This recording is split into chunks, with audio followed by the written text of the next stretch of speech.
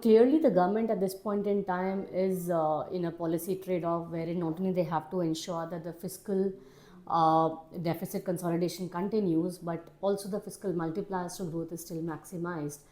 That's a very tricky situation because even though we are looking at this year fiscal deficit to come off lower than budgeted, by around zero point 0.1 or zero point 0.2 percentage point of GDP. Next year, the government is likely to target a 4.5% fiscal deficit, which basically means that on net, the fiscal impulse is still going to be negative on the economy.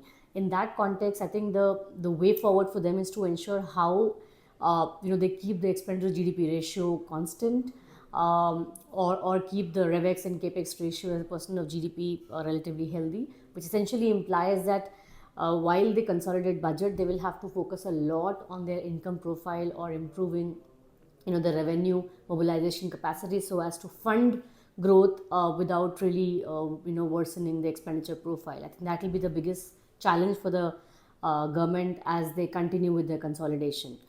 Apart from that, of course, probably going ahead, they will start looking at managing the debt to GDP ratio also much more closely.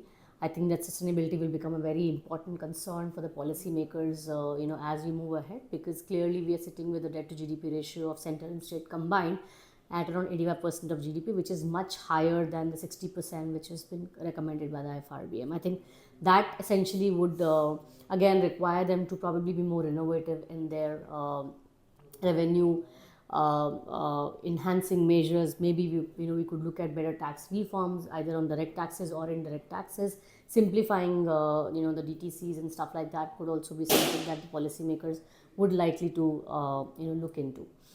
Now, with regard to what we're expecting of budget in terms of policy bent, I think last year we did see some split, some shift towards revenue expenditure versus capital expenditure. My sense is that slight skewness will still continue, and I also believe that the policymakers have sort of reached a bit of a peak with regard to the spending on capex. I think the capex to GDP ratio would be more stagnant around 3.2% of GDP than the 3.4% which they targeted in the budget this year and are likely to anyway undershoot. On the revenue side, I think revenue expenditure side, I think the focus will again be more towards improving the agri and rural development penetration of their support. I think that is something that they started focusing on last year onwards, and that particular spending skewness will continue. On the tax reforms, also we're looking at some bit of a tweak in the tax slab, but nothing very dramatic per se. But we'll have to see how they play along with their tax reform, because there's only very little that they can do unless they really go for a big overhaul.